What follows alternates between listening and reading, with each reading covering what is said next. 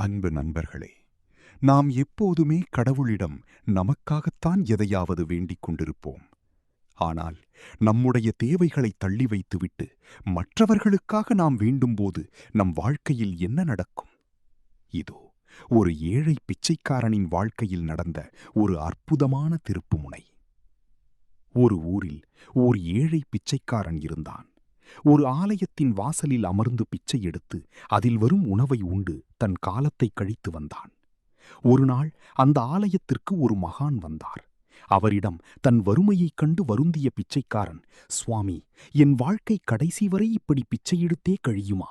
என் விதி அவ்வளவுதானா என்று கண்ணீருடன் கேட்டான். அதற்கு அந்த மகான், உன் தலையில் எழுதிய விதி இதுதான். உன் வாழ்நாள் முழுவதும் நீ இப்படித்தான் இருப்பாய் என்று கூறினார். பிச்சைக்காரன் அதிர்ந்து போனான். சுவாமி, என் விதி மாறவே மாறாதா? நான் என்ன செய்ய வேண்டும் என துடித்தான். மகான் சிரித்துக்கொண்டே, நீ சிவபெருமானை சந்தித்தால் உன் தலையெழுத்து மாற வாய்ப்புள்ளது. அவரை தேடிப்போ என்றார். நம்பிக்கையுடன் சிவபெருமானை தேடி பயணத்தை தொடங்கினான் அந்த பிச்சைக்காரன். நீண்ட பயணத்தால் களைப்படைந்த அவன் இரவு தங்குவதற்காக ஒரு செல்வந்தரின் வீட்டை தட்டினான். தான் சிவபெருமானை பார்க்கச் செல்லும் நோக்கத்தைச் சொன்னான். அதைக் கேட்ட அந்த செல்வந்தரும் அவர் மனைவியும், தம்பி, எங்களுக்கு ஒரு மகள் இருக்கிறாள். பிறவியிலேயே ஊமையான அவள் எப்போது பேசுவாள் என்று மட்டும் ஈசனிடம் கேட்டுச் சொல் என்று வேண்டினர். பிச்சைக்காரனும் சம்மதித்தான். மறுநாள் காலையில் புறப்பட்டவன் முன்னே ஒரு பிரம்மாண்டமான மலை குறுக்கிட்டது. அதை கடக்க முடியாமல் நின்றபோது அங்கு ஒரு மந்திரவாதி வந்தார்.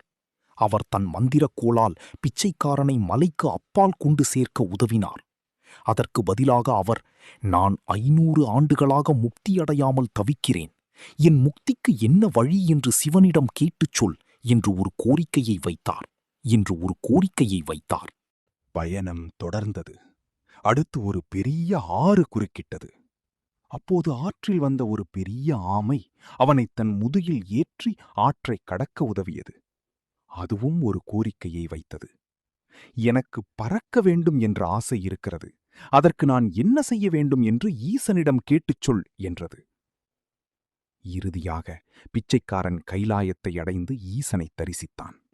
சிவபெருமான் அவன் முன் தோன்றி, உனக்கு வேண்டியதைக் கேள், ஆனால் உன்னால் 3 கேள்விகளைத்தான் கேட்க முடியும் என்று நிபந்தனை விதித்தார்.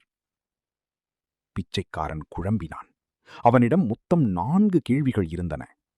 தன் வாழ்க்கை மாற வேண்டும் என்பது ஒரு கேள்வி, மற்ற 3 பிரச்சனைகள் மற்ற 3 கேள்விகள். என் கஷ்டத்தை நான் எப்படியாவது சமாளித்துக் கொள்வேன்.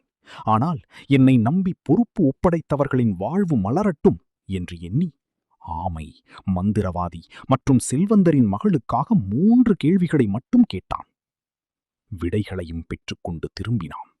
திரும்பி வரும் வழியில் ஆமையிடம் சொன்னான், உன் முதுகில் இருக்கும் கனமான ஓட்டை நீ கழற்றி எறிந்தால் உனக்கு பறக்கும் சக்தி வரும். ஆமை தன் ஓட்டை கழற்றியது.